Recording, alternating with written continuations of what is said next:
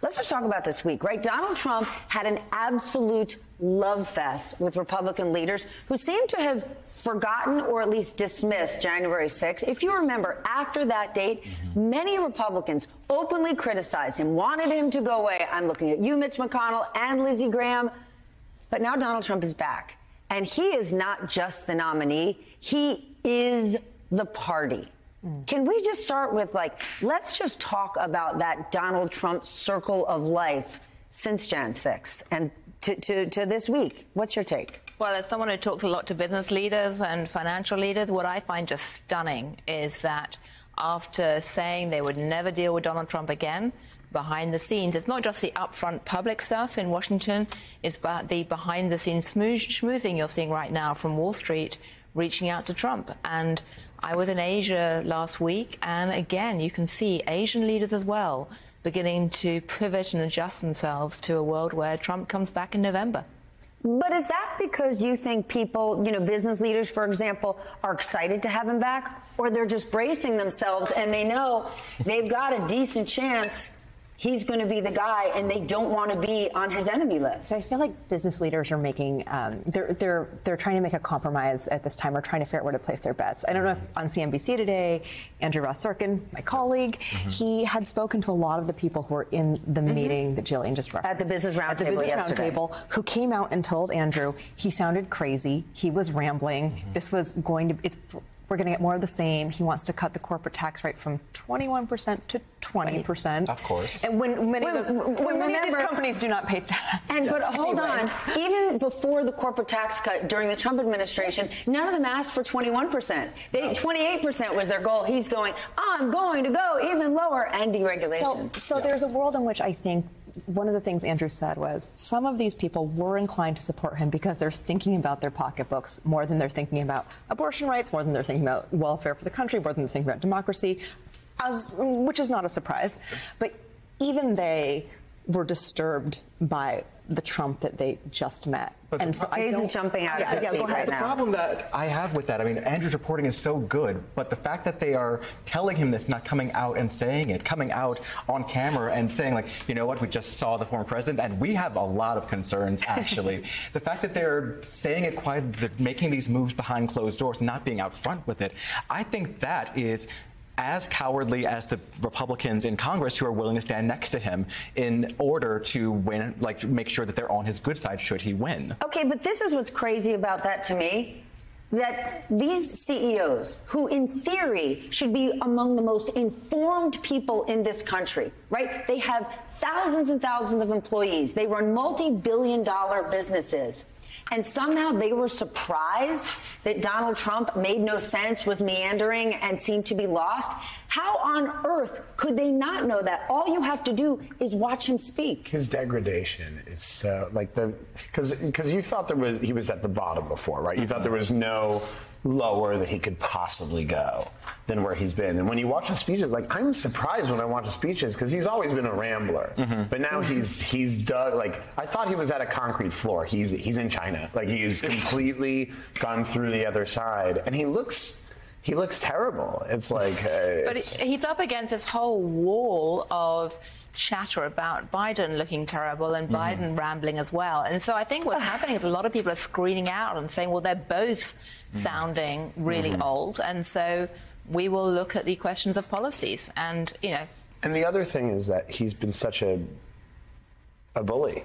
And the people who have... I like that you had to pause and think. He's been such a bully. He's been a straight-up bully. Yes. But I guess what I was wondering whether or not to say the word effective, because it's not just him, it's his allies. Think about everyone in the Republican Party who's opposed him. They have been drummed out so viciously. Liz Cheney, Kinzinger, those folks feels like they're gone. Or meanly embraced, like Larry Hogan today running for Senate in Maryland. Trump's looking at endorsing him reportedly and trying to bring him in after Hogan said no, justice is working after his conviction, trying to undercut him. And one of Trump's campaign leaders was like, your campaign is over, you're dead, meet Larry Hogan. Now they're realizing maybe not. I think a lot of business leaders, again, are looking at the fact that Trump is endorsing a number of Republicans who are much more mainstream than in the past and thinking, well, maybe if he can do that, maybe his policies won't be quite so crazy. Okay, but that's wishful thinking. I agree. Because if he really was doing that, he would come right out and say, Nikki Haley's my VP, right? Nikki Haley continues to have support. She was out of the race for 2 months, and still in some of those primary races, she had 20% of the vote. And there are all these people who have this notion that, like, she's this George Bush Republican, and he's not embracing her. He humiliated her over and over again, and she's endorsed him. But I want to go back to the point you made that, well, people are saying Trump might be meandering, but so is Joe Biden. Let's just talk about what we saw happen this week, because the right is manufacturing these stories that they're telling about Joe Biden. We saw it this week, the cropped video from the G7 suggesting, right, that Joe Biden was lost in a field speaking to a paratrooper. It wasn't even true. We actually have a clip that I want to show. Oh, no, you know what? We have a clip of Donald Trump. Sorry.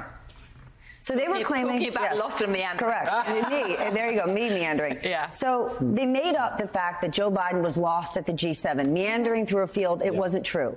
That headline made its way to the New York Post, all over right-wing media. It's all over Fox News this morning. Yet none of them were talking about Donald Trump, who earlier this week, I think he was in Vegas, was giving a speech and somehow went so off the rails talking about an electric boat and shark bites. Yep. And we do have a clip of this. Watch this.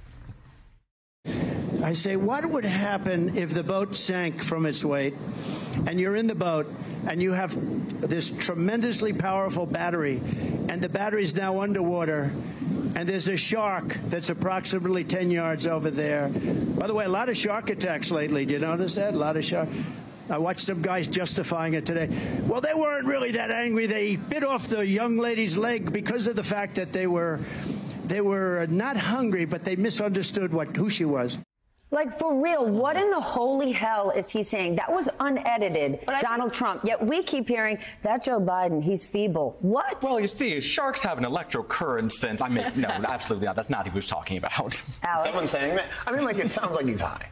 Genuinely, like, this is something you would hear from, like, a college freshman who's like, okay, so you're in a boat and that's the sink, and then there's like a battery really far away, and so because the battery's underwater, like the whole ocean is like electrified, and so you get in, you're gonna like, do you take it, except the other side of the boat because it's blocked from the electric current because the boat's so big. So do you jump in and take your chance with the shark or take your chance with the battery? Discuss. Like, it's insane to hear him talk. And by the way, the comparison with Joe Biden is like Trump will offer policy. Like, Joe Biden makes he makes gaffes. Sometimes sometimes he'll stumble. Like, sometimes it's embarrassing, but he's never like. He also has a list. Yeah, he has a lisp and a stammer. He has a list. And he's always done that. He's always done that. This isn't new. Always. I'm saying. Oh, not a lisp, a stutter. He's a stutter, and he's worked with stutterers, and there are beautiful stories about it. But like, he never promises policy. He never proposes like a new system of governance or offers like a marijuana hypothetical on these. He doesn't go on these insane rants. And so like the equivalency for me is just non-existent. In some ways, it's a real pity that there isn't as much wall-to-wall coverage of the Trump speeches as there were 4 years ago. Because back 4 years ago, people saw him unedited in the raw. 8 years ago at this point. But, 8 years ago, so I can't because count. he's not the president. So basically, Joe Biden's pushing up against the fact that as president of the United States, he's always going to be monitored by a press corps or press pool, and everything he says is publicized. Donald Trump has the huge advantage of being able to pop up whenever he wants, throw out a couple of shark questions, and then disappear, which Joe Biden can't do. So and the networks aren't covering it the way they were before, so you don't see this. But we criticize networks for not covering him as much. Yeah. And then it was the reverse before of why are you giving Donald Trump wall-to-wall coverage? I mean, he's the one who believes all he president. was the problem. president of the United States. We did do it then. Yeah, and I think that 2016, he was new, he was novel, but he was also more on point than he is now. So yes, the things he was saying were still kind of rambling and out there, but he had a better grasp of what he was trying to communicate at that time. So it was more dangerous to play him. There was a type of a negative charisma to it, right? Yeah. There was a sort of narrative. It was a manufactured narrative. It was fear-mongering. It was flawed in pretty much every way, ethically, but like at least he was going somewhere. Yeah. And as a comedian who appreciates improvising and riffing, part of me was like, well, this guy's a maniac, and He's a showman. He's a showman. He's playing on everybody's fears, and he really understands the fluid dynamics of what makes an audience work. And now I'm just like, he's lost up there. Like we'll give him the, give him the hook. Like, get him out of here. It's like but I agree. I agree with Katie, because like there is a sense though that there's still a referendum on whether or not President Biden is like is in some way enfeebled, right? And so every possible gaffe that can be shown in a negative or edited light seems somehow newsworthy. If you were like, this just in, Trump a lunatic, people would be like, well, yeah, we know. Like, meanwhile, Trump's birthday, we're recording this. Today's his birthday, I believe, and if he wins, he will become the oldest president in history in the course of his term, and no one is talking about that. We are right now. Biden threw some shade at that today, actually, in some of his social media posts, which is actually quite clever, saying, "Well, happy birthday, Donald Trump. We both know what it's like to be old, you know, and age is not a factor. You know, we can get on." But